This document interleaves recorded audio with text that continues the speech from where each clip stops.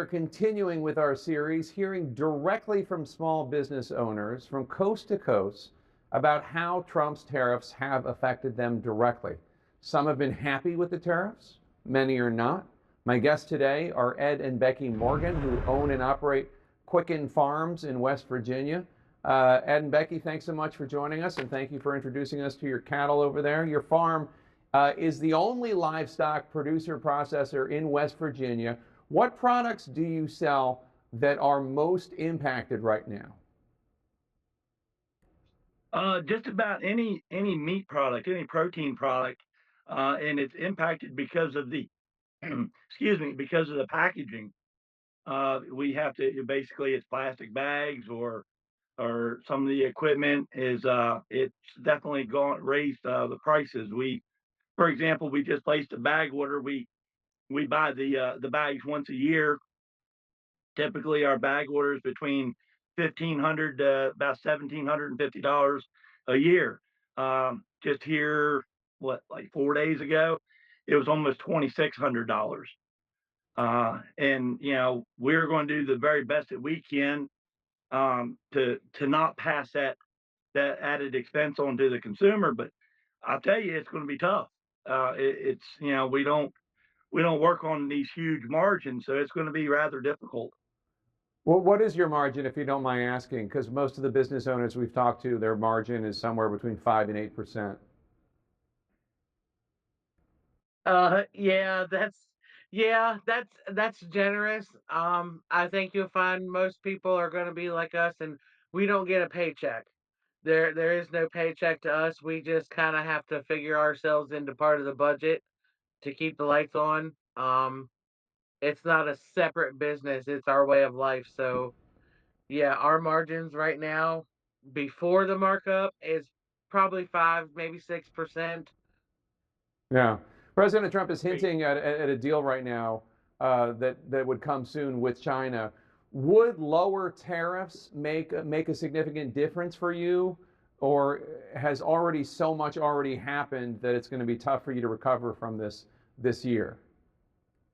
This year. I think I appreciate any forward movement myself. I definitely appreciate it. I think, unfortunately, it's not just the tariffs that are causing the problem. It's just overall uncertainty. We don't know what's going to happen in the next 2 hours. Something absolutely could change 180 degrees, just like what we're seeing right now. He's talking about all but removing the tariff from China. Trump And administration. Go ahead. Keep on. like Go ahead, keep on. oh no, just like it's just so hard because everything is up in the air. Like we're having calves right now. We don't know whether to hold them back or sell them. We don't know what to plan on. And for us, everything has to be planned so far out in advance. The uncertainty hurts more honestly than what the individual prices do. We stand a chance of overcoming prices. We can't overcome uncertainty. Yeah. And meanwhile, obviously, the Trump administration cutting a lot of programs. They slashed the budget for the Department of Agriculture's Farm to School program recently, which I understand you were part of. What parts of your operation have been hit because of the funding cut for Farm to School?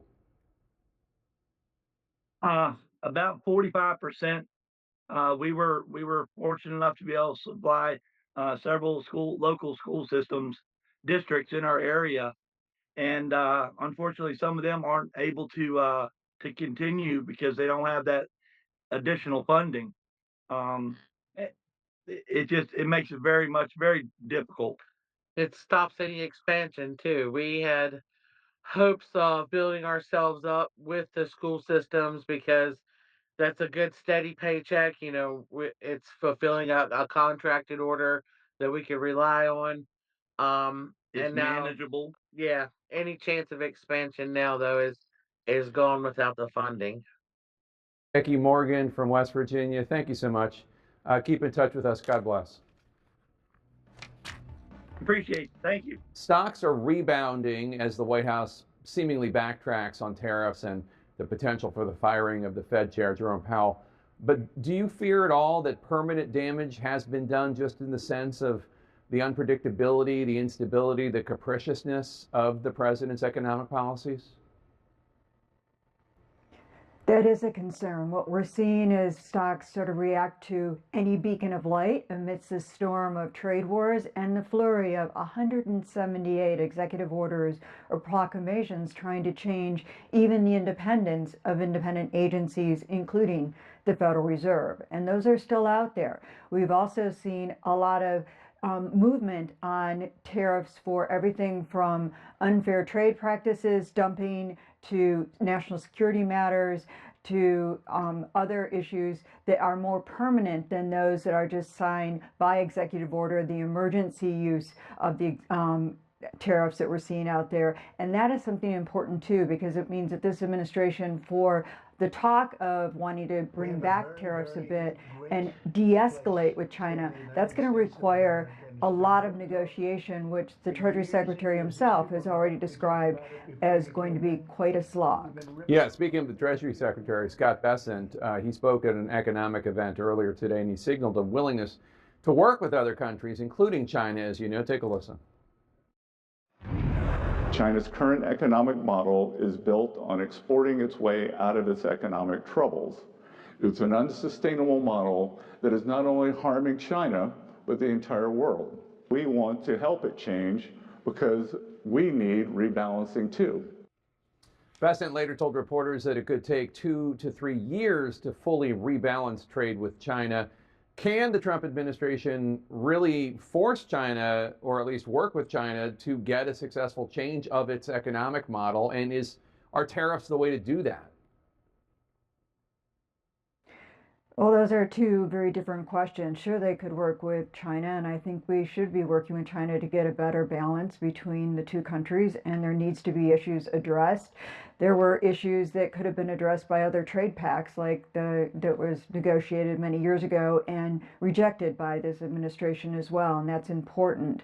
I think from the perspective of tariffs, we all understand they sound good in theory, but in reality, the economic evidence on them is pretty unequivocal. And I think that's what the president had to hear from the CEOs, that bare shelves is exactly what we're hearing as well. Some are not ordering anything at all, which means shortages, and their supply chains with China that you just can't replace. There's no substitute. And I think that's something that gets lost in translation, that when you're cutting off trade with a country that you don't have any substitutes for, that's not only going to be costly, there's going to be actual shortages of things that are very important. Diane Swong, thanks so much. Appreciate your time. Let's bring in Republican strategist T.W. Arrighi and former communications director for Vice President Harris, Ashley Etienne. T.W., let me start with you. Does it concern you at all that there's this ongoing internal campaign at the White House to try to make President Trump understand the real world impact of these tariffs? Do you think that it at all is part of the concern some people have about the president and economic credibility? Sort of.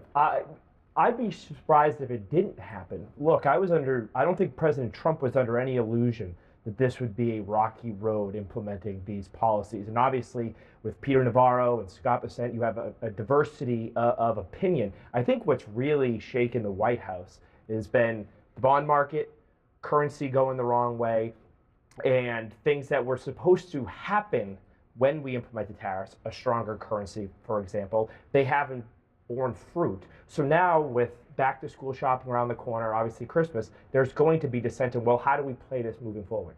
And I have to say, Ashley, maybe you disagree with me, but when I think about what the Democratic Party on Capitol Hill, not brilliant consultants like you, but the Democratic Party on Capitol Hill, what they've been talking about for the last 2 weeks, it seems like a lot of them have been talking about the undocumented immigrant, who beat his wife and is now in El Salvador, as opposed to all this economic turmoil that I would theoretically think would be something the Democrats would want to talk about a lot more. Well, Jake, I was just on the phone with the Democratic Party, the DNC. They had a call for folks like me, to your point, the smart consultants, to educate them on where the party is and what the party's working on. And they've, over the last week during the most recent recess, and they're continuing to do this, they're having these town halls that are hyper focused on the economy and Trump's mishandling of the economy. What they're seeing right now is the plurality of these polls where American people are starting to feel the impact of not just these tariffs, but that life is more expensive under Donald Trump.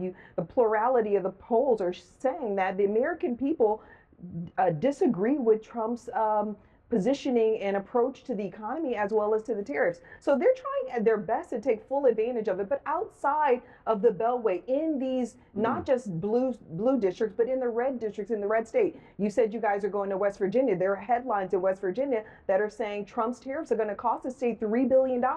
The Democratic Party is trying to exploit that, and I think it's really starting to have an impact.